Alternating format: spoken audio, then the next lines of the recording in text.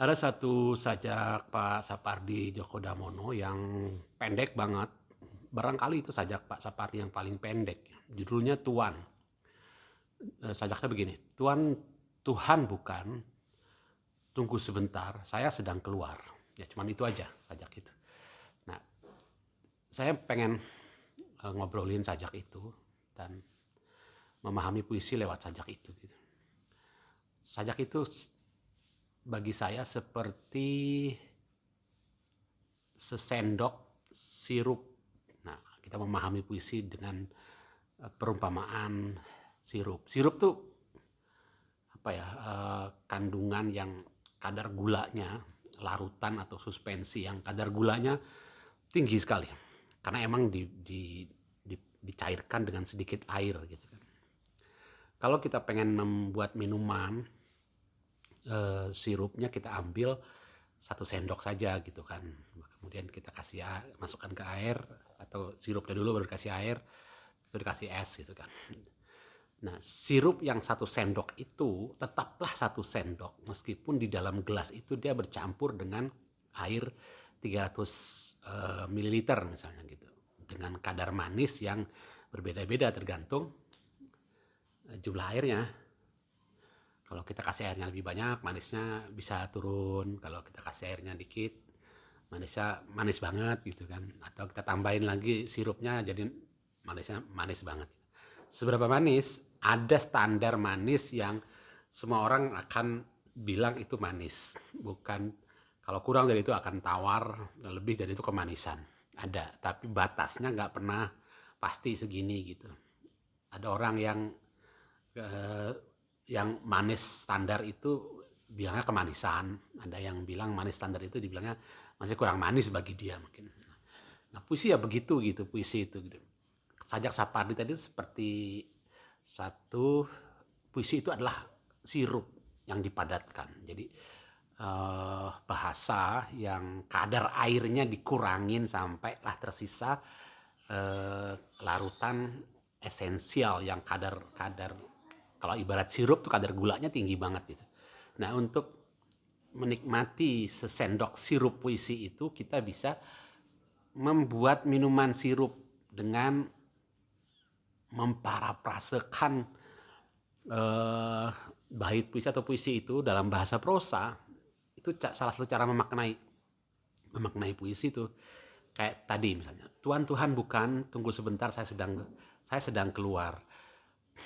Kita mungkin tidak sanggup terlalu manis kalau kita teguh sesendok sirup itu untuk menikmati manisnya. Terlalu manis juga nggak bisa dinikmati kan. Terlalu manis. Karena itu kita parafrase, yuk kita cairkan puisi yang kental tadi. Apa sih maksudnya Pak Sapardi itu? Tuannya tanda huruf besar. Oh berarti mungkin itu Tuhan seperti menyebut Tuhan bukan. Kamu Tuhan ya, artinya Tuhan datang menemui manusia, menemui umatnya. Tuhan bukan, bertanya, tanda tanya. Itu artinya si aku yang ditemuin Tuhan itu, Tuhan bisa datang dalam bentuk berbagai macam wujud lah. Peristiwa yang mengejutkan atau rezeki yang rezeki yang tak diduga-duga misalnya gitu. Itu Tuhan datang dalam berbagai bentuk seperti itu. Nah ini saya mulai mencairkan sirup kental puisi Pak Sapardi tadi ya. Makanya Tuhan datang menemui. Nggak mungkin lah Tuhan menemui manusia. Ya ini kan bahasa puisi, ini kan sirup kental gitu. Nggak ada minuman sekental itu. Siapa yang bisa meneguk dan apa enaknya? Nah, kayak gitu. Sekarang kira-kira begitu tuh. Tuhan bukan bertanya gitu. Manusia kadang-kadang ragu. Aduh ini benerkah ini rezeki Tuhan? Kok semurah itu ya Tuhan, semudah itu Tuhan melimpahi aku rezeki, atau Tuhan menunjukkan keberadaannya lewat peristiwa-peristiwa ajaib tak terduga yang dialami oleh manusia. Tapi bait keduanya kemudian, tunggu sebentar, saya sedang keluar. Nah makin kental tuh sirupnya gitu kan. Tunggu sebentar, saya sedang keluar. Maksudnya apa tuh gitu? Mana bisa menghindar dari Tuhan? Mana bisa kita mengelak di rumah, kalau hati itu adalah rumah kita gitu. Tuhan datang mengetuk mengetuk hati kita, ingin masuk, menyadarkan kita sebenarnya kita nggak bisa mengelak kan, tapi kerap kali kita ingin menolak itu, kerap kali dengan tunggu sebentar saya sedang keluar. Kayak ada momen kesadaran, momen pertobatan gitu yang ntar dulu, nanti aja aku lagi, kadang kan sering begitu kan, diingatkan dengan musibah, diingatkan dengan bahkan dengan anugerah gitu, dengan rezeki yang besar gitu. Udah deh, karena situasi misalnya gitu, orang tidak ingin apa namanya, tidak ingin sadar, masih tetap di jalan yang dia tahu itu salah misalnya. Tunggu sebentar, saya sedang keluar. Keluar dari apa? Keluar dari keyakinan, aturan-aturan agama yang dia yakini. Yang dia yakini bahwa Tuhan melarang itu. Nah, saya sedang mencairkan sesendok sirup puisi yang kental banget. Itu makin kental puisi itu makin baik seharusnya. Tapi untuk menikmatinya kita nggak bisa menelan langsung sirup itu, meskipun itu manis, tapi tidak baik atau bahkan tidak tertelan gitu, saking manisnya. Tetap kita harus cairkan.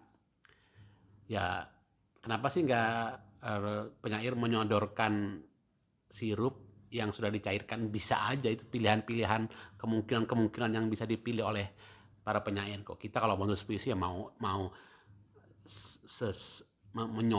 menyuguhkan sebotol sirup gitu supaya pembaca sendiri yang masing-masing membuat minuman sesuai selera kekentalan kemanisannya, seberapa banyak air yang ingin digunakan untuk menikmati sirup itu, atau memberi sirup yang kental gitu, atau memberi minuman yang sudah siap saji, siap, nih gue kasih nih minuman manisnya pas, lu minum aja, minum seger udah gitu. Tapi ya udah seger aja gitu.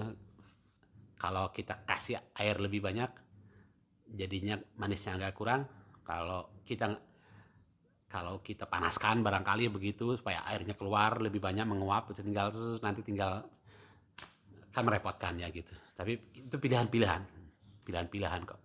Tidak pernah ada standar kemanisan yang kekentalan yang ini harus begini nih supaya disebut manis. Nggak bisa. Dalam puisi tidak bisa begitu, karena puisi adalah dunia yang serba mungkin. Terima kasih sudah menyimak video ini. Mudah-mudahan bermanfaat. Sampai ketemu di video berikutnya. Assalamualaikum warahmatullahi wabarakatuh.